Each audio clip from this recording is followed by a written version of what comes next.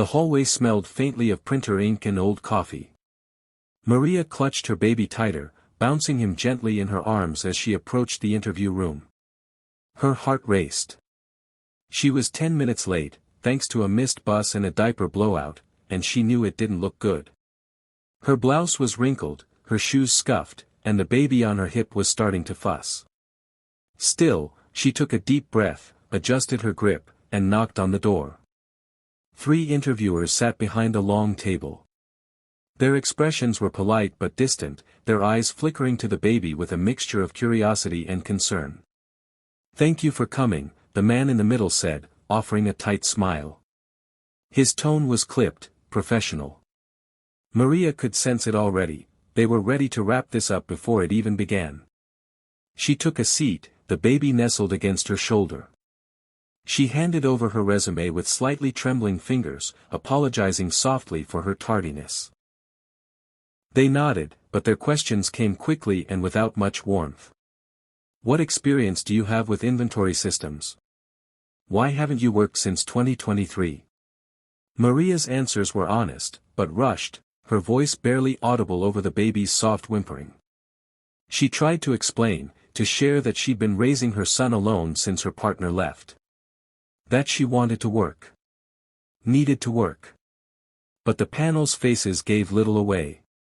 Pens scribbled. Eyes shifted. It was clear, they'd seen enough. Maria felt the weight of the room pressing down on her. The baby, Matteo, squirmed slightly, letting out a small cry that she quickly tried to soothe with a soft hum and a gentle bounce on her knee. The lead interviewer asked another question, something about multitasking under pressure, and Maria hesitated. Wasn't this pressure? She opened her mouth to respond, but her voice cracked. "I've been doing everything I can," she said quietly. "I didn't plan to be doing this alone." She glanced at the woman on the panel, hoping for a flicker of understanding, but the woman's expression remained unreadable. Another interviewer tapped his pen, glancing at the clock. The message was unspoken, but clear, they were moving on. This wasn't going anywhere. Maria swallowed hard and pressed on. "I haven't had a formal job in 2 years," she admitted. "But I haven't stopped working. I've been raising a human, figuring out how to survive with no partner, no support, and no safety net. I know I'm not who you expected to walk in today, but," her voice faltered again as Matteo let out a louder, tired cry. She stood up instinctively, rocking him in her arms, whispering soothing words. Her eyes stung, but she forced herself not to cry. This moment, this chance, meant everything. But the interviewers were already exchanging looks. Pens clicked closed. One reached for the file. And then, just as Maria was about to apologize and leave, Matteo did something no one expected. He giggled. The sound was light, pure, and completely out of place in the tense silence of the room. Matteo's giggle echoed like a spark in a dry forest, unexpected, disarming. He looked up at the interviewers with wide, curious eyes and reached out a tiny hand toward the sternest man at the center of the panel. For a moment, no one moved. Then something shifted. The man, who hadn't cracked a smile through the entire interview, let out a quiet chuckle. It caught even him off guard. His shoulders relaxed slightly, and he looked at Maria again, not as a liability, but as a human being.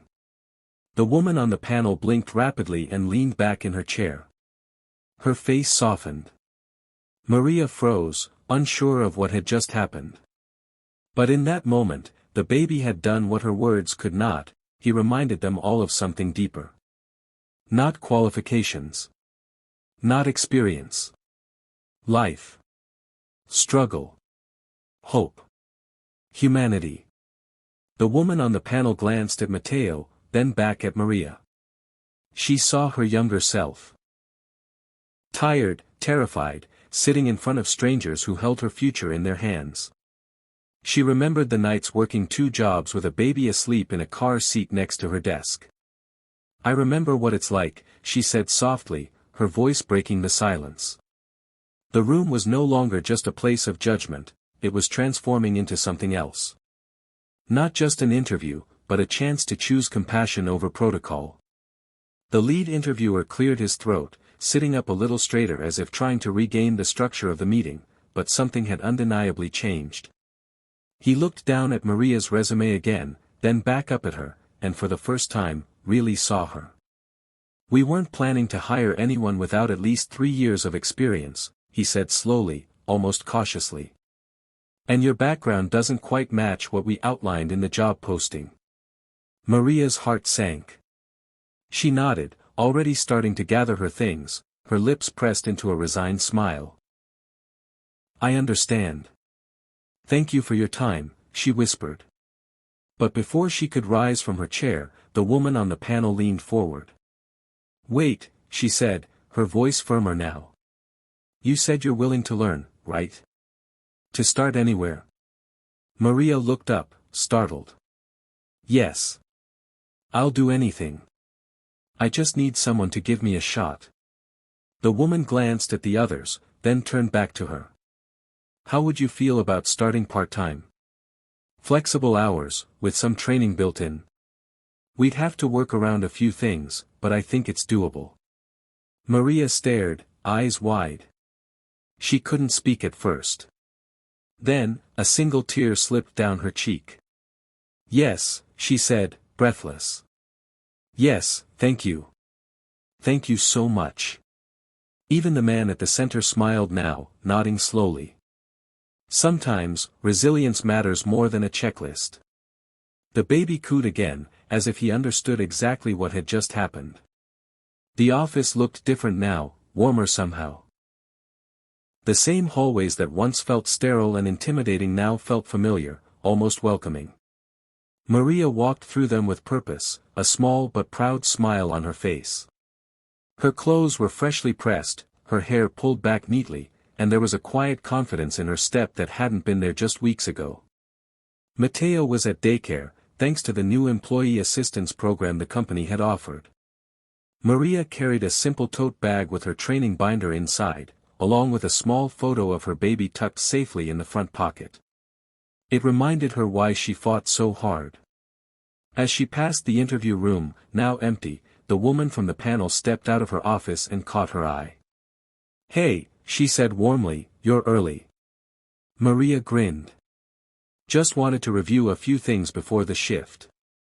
The woman nodded, then gestured toward her desk. "He's still on my wall," she said with a smile. Maria peeked in, and there it was. A tiny photo of Matteo, taped next to a motivational quote, "Everyone deserves a chance." They both stood in silence for a moment, sharing an unspoken understanding. As Maria walked to her station, she felt something she hadn't in a long time: belonging. This job wasn't just about money. It was about dignity, about possibility. Because sometimes, the smallest hands don't just hold your heart, they open doors you never thought would open.